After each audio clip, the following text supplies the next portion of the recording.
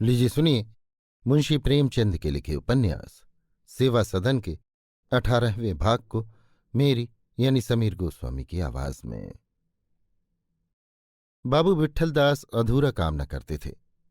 पद्म सिंह की ओर से निराश होकर उन्हें ये चिंता होने लगी कि सुमन बाई के लिए 50 रुपये मासिक का चंदा कैसे करूं।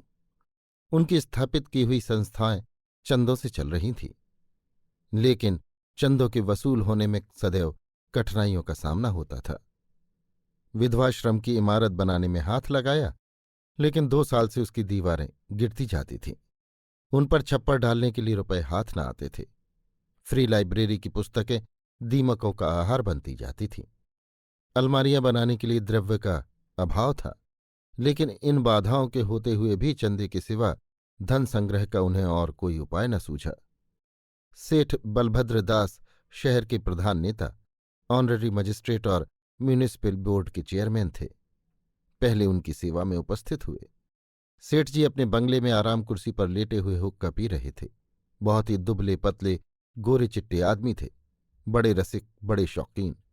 वो प्रत्येक काम में बहुत सोच समझकर हाथ डालते थे। विट्ठलदास का प्रस्ताव सुनकर बोले, प्रस्ताव तो बहुत उत्तम है, लेकिन ये बताइए सुमन को आप रखना कहाँ चाहते हैं? विट्ठलदास, विधवाश्रम में। बलभद्रदास, आश्रम सारे नगर में बदनाम हो जाएगा और संभव है कि अन्य विधवाएं भी छोड़ भागें। विट्ठलदास, तो अलग मकान लेकर रख दूंगा। बलभद्रदास, मोहल्ले के नवयुवकों में छुरी चल जाएगी। विट्ठलदास, तो फिर आप ही कोई उपाय बताइए। बलभद्रदास, मेरी सम्मति तो यह है कि आप इस झगड़े में न पड़ें। जिस स्त्री को लोक निंदा की लाज नहीं, उसे कोई शक्ति नहीं सुधार सकती। ये नियम है कि जब हमारा कोई अंग विकृत हो जाता है तो उसे काट डालते हैं, जिससे उसका विष समस्त शरीर को नष्ट न कर डाले। समाज में भी उसी नियम का पालन करना चाहिए। मैं देखता हूं कि आप मुझसे सहमत नहीं हैं, लेकिन मेरा जो विचार था वो मैंने स्पष्ट कह दिया। आश्रम की प्रबंधकारिणी सभा का एक मेंबर मैं भी हूं। मैं किसी तरह इस वेश्या को आश्रम में रखने की सलाह न दूंगा। विट्ठलदास ने रोष से कहा, सारांश ये कि इस काम में आप मुझे कोई सहायता नहीं दे सकते। जब आप जैसे महापुरुषों का ये हाल है तो दूसरों से क्या आशा हो सकती है? मैंने आपका बहुत समय नष्ट किया, इसके लिए क्षमा कीजिएगा। ये कहकर विट्ठलदास उठ खड़े हुए और सेठ चिम्मनलाल की सेवा में पहुंचे। ये सांवले रंग के बेडौल मनुष्य थे, बहुत ही स्थूल, ढीले ढाले शरीर में हाड़ की जगह मांस और मांस की जगह वायु भरी हुई थी। उनके विचार भी शरीर ही के समान बेडौल थे। वो ऋषि धर्म सभा के सभापति, रामलीला कमेटी के चेयरमैन और रामलीला परिषद के प्रबंधकर्ता थे। राजनीति को विष भरा सांप समझते थे और समाचार पत्रों को सांप की बांभी। उच्च अधिकारियों से मिलने की धुन थी। अंग्रेजों के समाज में उनका विशेष मान था। वहां उनके सद्गुणों की बड़ी प्रशंसा होती थी। वो उदार न थे न कृपण। इस विषय में चंदे की नामावली उनका मार्ग निश्चय किया करती थी। उनमें एक बड़ा गुण था जो उनकी दुर्बलताओं को छिपाए रहता था। ये उनकी विनोदशीलता थी। विट्ठलदास का प्रस्ताव सुनकर बोले, महाशय, आप भी बिल्कुल शुष्क मनुष्य हैं। आप में जरा भी रस नहीं। मुद्दत के बाद दाल मंडी में एक चीज नजर आई, आप उसे भी गायब करने पर तुले हुए हैं। कम से कम अब की रामलीला तो हो जाने दीजिए। राजगद्दी के दिन उसका जलसा होगा, धूम मच जाएगी। आखिर तुर्कने आकर मंदिर को भ्रष्ट करती हैं। ब्राह्मणी रहे तो क्या बुरा है। खैर, ये तो दिल लगी हुई, क्षमा कीजिएगा। आपको धन्यवाद है कि ऐसे ऐसे शुभ कार्य आपके हाथों पूरे होते हैं। कहाँ है चंदे की फेहरिस्त? विट्ठलदास ने सिर खुजलाते हुए कहा, अभी तो मैं केवल सेठ बलभद्र दास जी के पास गया था, लेकिन आप जानते ही हैं वो एक बैठकबाज है। इधर उधर की बातें करके टाल दिया। अगर बलभद्र दास ने एक लिखा होता तो यहां 2 में संदेह न था। 2 लिखते तो 4 का निश्चित था। जब गुणक ही शून्य हो तो गुणनफल शून्य के सिवा और क्या हो सकता था। लेकिन बहाना क्या करते। तुरंत एक आश्रय मिल गया। बोले, महाशय, मुझे आपसे पूरी सहानुभूति है, लेकिन बलभद्र दास ने कुछ समझकर ही टाला होगा। जब मैं भी दूर तक सोचता हूं तो इस प्रस्ताव में कुछ राजनीति का रंग दिखाई देता है। इसमें जरा भी संदेह नहीं। आप चाहे इसे उस दृष्टि से न देखते हो, लेकिन मुझे तो इसमें गुप्त राजनीति भरी हुई साफ नजर आती है। मुसलमानों को ये बात अवश्य बुरी मालूम होगी। वो जाकर अधिकारियों से इसकी शिकायत करेंगे। अधिकारियों को आप जानते ही हैं, आंखें नहीं केवल कान होते हैं। उन्हें तुरंत किसी षड्यंत्र का संदेह हो जाएगा। विट्ठलदास ने झुंझलाकर कहा, साफ साफ क्यों नहीं कहते कि मैं कुछ नहीं देना चाहता? चिम्मनलाल, आप ऐसा ही समझ लीजिए। मैंने सारी जाति का कोई ठेका थोड़ी ही लिया है। विट्ठलदास का मनोरथ यहां भी पूरा न हुआ, लेकिन ये उनके लिए कुछ नई बात न थी। ऐसे निराशाजनक अनुभव उन्हें नित्य ही हुआ करते थे। यहां से डॉक्टर श्यामाचरण के पास पहुंचे। डॉक्टर महोदय बड़े समझदार और विद्वान पुरुष थे। शहर के प्रधान राजनीतिक नेता थे। उनकी वकालत खूब चमकी हुई थी। बहुत तौल तौल कर मुंह से शब्द निकालते थे। उनकी मौन गंभीरता विचारशीलता का द्योतक समझी जाती थी। शांति के भक्त थे, इसलिए उनके विरोध से न किसी को हानि थी, न उनके योग से किसी को लाभ। सभी तरह के लोग उन्हें अपना मित्र समझते थे, सभी अपना शत्रु। वो अपनी कमिश्नरी की ओर से सूबे की सलाहकारी सभा के सभासद थे। विट्ठलदास की बात सुनकर बोले, मेरे योग्य जो सेवा हो वो मैं करने को तैयार हूं, लेकिन उद्योग ये होना चाहिए कि उन कुप्रथाओं का सुधार किया जाए जिनके कारण ऐसी समस्याएं उपस्थित होती हैं। इस समय आप एक की रक्षा कर ही लेंगे तो इससे क्या होगा? यहां तो नित्य ही ऐसी दुर्घटनाएं होती रहती हैं। मूल कारणों का सुधार होना चाहिए। कहिए तो कौंसिल में कोई प्रश्न करूं? विट्ठलदास उछलकर बोले, जी हां, ये तो बहुत ही उत्तम होगा। डॉक्टर साहब ने तुरंत प्रश्नों की एक माला तैयार की। पहला, क्या गवर्नमेंट बता सकती है कि गत वर्ष वेश्याओं की संख्या कितनी बढ़ी? दूसरा, क्या गवर्नमेंट ने इस बात का पता लगाया है कि इस वृद्धि के क्या कारण हैं और गवर्नमेंट उसे रोकने के लिए क्या उपाय करना चाहती है? तीसरा, ये कारण कहाँ तक मनोविकार से संबंध रखते हैं, कहाँ तक आर्थिक स्थिति से और कहाँ तक सामाजिक कुप्रथाओं से? इसके बाद डॉक्टर साहब अपने मुवक्किलों से बात करने लगे। विट्ठलदास आध घंटे तक बैठे रहे। अंत में अधीर होकर बोले, तो मुझे क्या आज्ञा होती है? श्यामाचरण, आप इत्मीनान रखें, अब की कौंसिल की बैठक में गवर्नमेंट का ध्यान इस ओर आकर्षित करूंगा। विट्ठलदास के जी में आया कि डॉक्टर साहब को आड़े हाथों लूं, किंतु कुछ सोचकर चुप रह गए। फिर किसी बड़े आदमी के पास जाने का साहस न हुआ। लेकिन उस कर्मवीर ने उद्योग से मुंह न मोड़ा। नित्य किसी सज्जन के पास जाते और उससे सहायता की याचना करते। ये उद्योग सर्वथा निष्फल तो नहीं हुआ। उन्हें कई सौ रुपयों के वचन और कई सौ नगद मिल गए, लेकिन 30 रुपये मासिक की जो कमी थी वो इतने धन से क्या पूरी होती? 3 महीने की दौड़ धूप के बाद वो बड़े मुश्किल से 10 रुपये मासिक का प्रबंध करने में सफल हो सके। अंत में जब उन्हें अधिक सहायता की कोई आशा न रही तो वो एक दिन प्रातःकाल सुमनबाई के पास गए। वो इन्हें देखते ही कुछ अनमनी सी होकर बोली, कहिए महाशय, कैसे कृपा की? विट्ठलदास, तुम्हें अपना वचन याद है?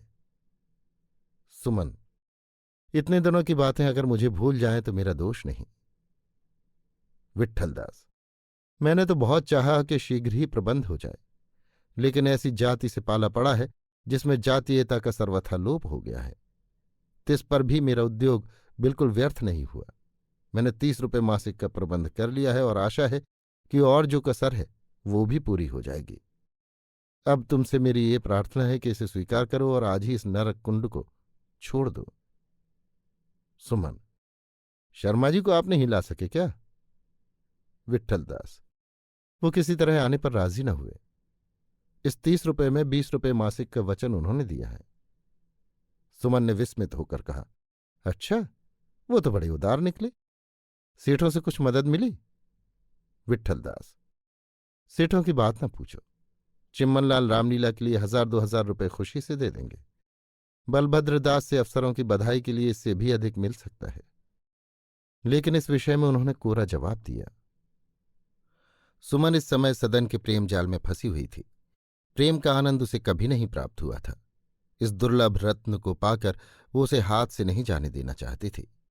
यद्यपि वो जानती थी कि इस प्रेम का परिणाम वियोग के सिवा और कुछ नहीं हो सकता, लेकिन उसका मन कहता था कि जब तक वो आनंद मिलता है तब तक उसे क्यों न भोगूं।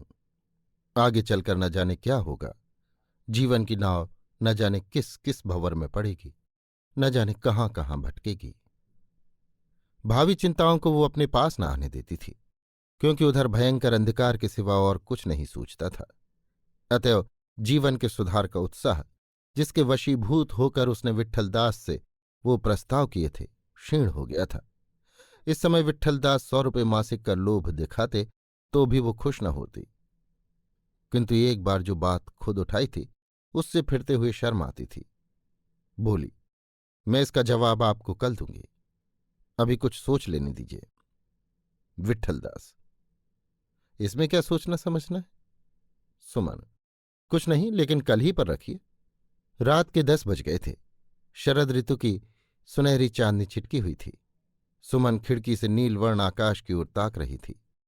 जैसे चांदनी के प्रकाश में तारागण की ज्योति मलिन पड़ गई थी, उसी प्रकार उसके हृदय में चंद्ररूपी सुविचार ने विचार रूपी तारागण को ज्योतिहीन कर दिया था।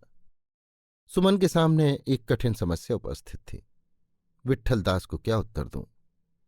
आज प्रातःकाल उसने कल जवाब देने का बहाना करके विट्ठलदास को टाला था, लेकिन दिन भर के सोच विचार ने उसके विचारों में कुछ संशोधन कर दिया था।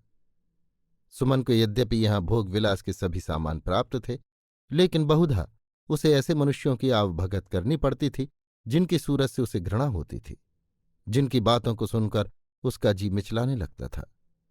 अभी उसके मन से उत्तम भावों का सर्वथा लोप नहीं हुआ था।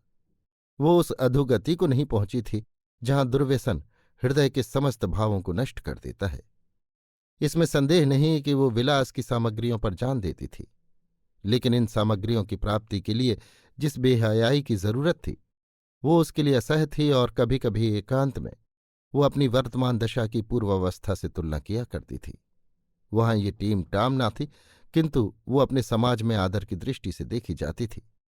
वो अपनी पड़ोसनों के सामने अपनी कुलीनता पर गर्व कर सकती थी, अपनी धार्मिकता और भक्ति भाव का रोब जमा सकती थी। किसी के सम्मुख उसका सिर नीचा नहीं होता था, लेकिन यहां उसके सगर्व हृदय को पग पग पर लज्जा से मुंह छिपाना पड़ता था। उसे ज्ञात होता था कि मैं किसी कुल्टा के सामने भी सिर उठाने योग्य नहीं हूं। जो निरादर और अपमान उसे स्वयं सहने पड़ते थे, उनकी अपेक्षा यहाँ की प्रेम वार्ता और आंखों की सनकें अधिक दुखजनक प्रतीत होती थीं और उसके भावपूर्ण हृदय पर कुठाराघात कर देती थीं। तब उसका व्यथित हृदय पद्म सिंह पर दांत पीस कर रह जाता था। यदि उस निर्दय मनुष्य ने अपनी बदनामी के भय से मेरी अवहेलना न की होती तो मुझे इस पाप कुंड में कूदने का साहस न होता। अगर वो मुझे 4 दिन भी पड़ा रहने देते तो कदाचित मैं अपने घर लौट जाती, अथवा वो यानी गजाधर ही मुझे मना ले जाते। फिर उसी प्रकार लड़ झगड़ कर जीवन के दिन कटने लगते। इसीलिए उसने विट्ठलदास से पद्म सिंह को अपने साथ लाने की शर्त की थी। लेकिन आज जब विट्ठलदास से उसे ज्ञात हुआ कि शर्मा जी मुझे उबारने के लिए कितने उत्सुक हो रहे हैं और कितनी उदारता के साथ मेरी सहायता करने पर तैयार हैं, तो उनके प्रति घृणा के स्थान पर उसके मन में श्रद्धा उत्पन्न हुई। वो बड़े सज्जन पुरुष हैं। मैं खामोखा अपने दुराचार का दोष उनके सिर रखती हूं। उन्होंने मुझ पर दया की है। मैं जाकर उनके पैरों पर गिर पड़ूंगी और कहूंगी कि आपने इस अभागिन का उपकार किया है, उसका बदला आपको ईश्वर देंगे। ये कंगन भी लौटा दूं, जिससे उन्हें ये संतोष हो जाए कि जिस आत्मा की मैंने रक्षा की है वो सर्वथा उसके अयोग्य नहीं है। बस वहां से आकर इस पाप के माया जाल से निकल भागूं। लेकिन सदन को कैसे भुलाऊंगी? अपने मन की इस चंचलता पर वो झुंझुला पड़ी। क्या उस पापमय प्रेम के लिए जीवन सुधारक इस दुर्लभ अवसर को हाथ से जाने दूं? 4 दिन की चांदनी के लिए सदैव पाप के अंधकार में पड़ी रहूं? अपने हाथ से एक सरल हृदय युवक का जीवन नष्ट करूं? जिस सज्जन पुरुष ने मेरे साथ वो सद्व्यवहार किया है, उन्हीं के साथ ये छल, ये कपट? नहीं, मैं इस दूषित प्रेम को हृदय से निकाल दूंगी। सदन को भूल जाऊंगी।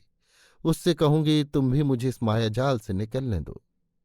वाह, मुझे कैसा धोखा हुआ! ये स्थान दूर से कितना सुहावना, कितना मनोरम, कितना सुखमय दिखाई देता था। मैंने इसे फूलों का बाग समझा, लेकिन है क्या? एक भयंकर वन, मांसाहारी पशु और विषैले कीड़ों से भरा हुआ। ये नदी दूर से चांद की चादर सी बिछी हुई कैसी भली मालूम होती थी, पर अंदर क्या मिलता है? बड़े बड़े विकराल जल जंतुओं का क्रीड़ा स्थल। सुमन इसी प्रकार विचार सागर में मग्न थी। उसे ये उत्कंठा हो रही थी कि किसी तरह सबेरा हो जाए और विट्ठल दास आ जाए, किसी तरह यहां से निकल भागूं। आधी रात बीत गई और उसे नींद न आई। धीरे धीरे उसे शंका होने लगी कि कहीं सवेरे विट्ठल दास न आए तो क्या होगा। क्या मुझे फिर यहां प्रातःकाल से संध्या तक मीरासियों और धाड़ियों की चापलूसियां सुननी पड़ेंगी? फिर पाप रजोलिप्त पुतलियों का आदर सम्मान करना पड़ेगा।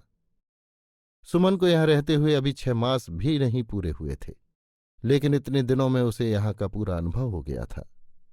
उसके यहां सारे दिन मीरासियों का जमघट रहता था। वो अपने दुराचार, छल और शुद्रता की कथाएं बड़े गर्व से कहते।